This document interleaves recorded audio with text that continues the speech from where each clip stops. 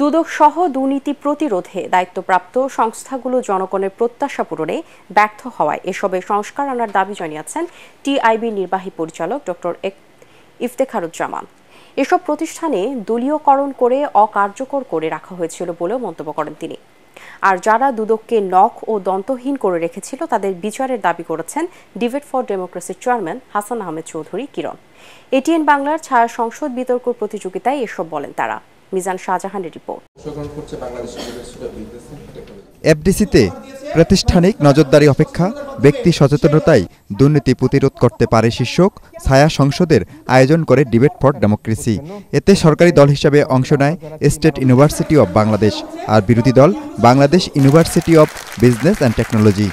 উপর থেকে নীলখান দেয় ওই রুমে একটা সিসি ক্যামেরা থাকলে আপনি জানতেন না যে ওখানে দুর্নীতি হচ্ছে, তাহলে আপনি দুর্নীতি দমন করতে পারতেন না। ডিবেট ফর ডেমোক্রেসির চেয়ারম্যান হাসান আহমেদ চৌধুরী কিরণের সভাপতিত্বে ছায়া সংসদের মূল্যায়ন পর্বে টিআইবির নির্বাহী পরিচালক ডক্টর ইফতেখারুজ্জামান বলেন, গোয়েন্দা সংস্থাকে ব্যবহার করে কথা বলার স্বাধীনতা রুদ্ধ করার চেষ্টা করেছিল বিগত সরকার, অকার্যকর করে রেখেছিল রাষ্ট্রীয় প্রতিষ্ঠানগুলোকেও।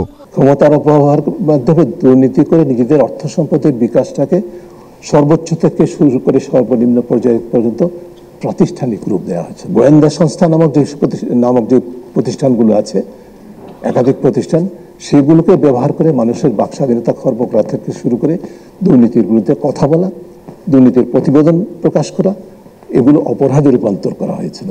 ছায়া সংসদের স্পিকার হাসান আহমেদ চৌধুরী কিরণ বলেন, দুর্নীতি দূর করে একটি মানবিক রাষ্ট্র প্রতিষ্ঠার চ্যালেঞ্জ নিতে হবে সরকারকে। দুর্নীতি বাংলাদেশে একটা ক্যান্সারের রূপ ধারণ করেছে।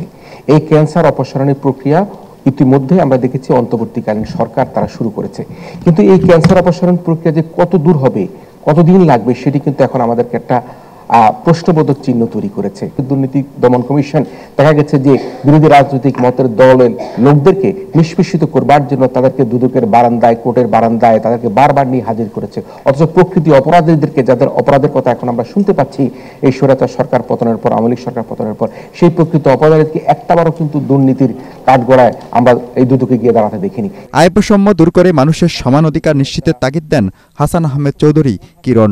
ডক্টর ইফতেখারুজ্জামান বলেন, আইনি কাঠামোর মধ্যে থেকেই পাচার হওয়া অর্থ ফিরিয়ে আনা সম্ভব। কামার কুমার, কৃষক, রিক্সা চালক, ঠেলাগাড়ি, আমাদের এই প্রান্তিক মানুষগুলোকে যদি আমরা রক্ষা করতে চাই, তাহলে দুর্নীতি মুক্ত করে বৈষম্যহীন একটা সমাজ ব্যবস্থা আমাদেরকে তৈরি করতে হবে।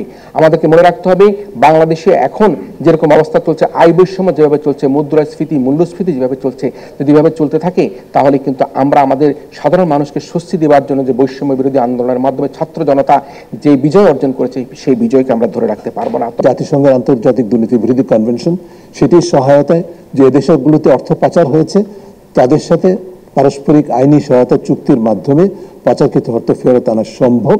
আজকে শুরু করে কালকেই পাচারকৃত অর্থ ফেরত আনা যাবে, এটি ভাবা উচিত নয়, এটি সময় সাপেক্ষ ব্যাপার। পুরো প্রকল্পই হোক, অন্য যে কোনো প্রকল্পই হোক, যে অভিযোগগুলো উত্থাপিত হচ্ছে সেগুলো খতিয়ে দেখা অপরিহার্য। বিতর্ক প্রতিযোগিতায় বিজয়ী হন স্টেট ইউনিভার্সিটি অব বাংলাদেশের বিতার্কিকরা। মিজান শাহজাহান, এটিএন বাংলা, ঢাকা।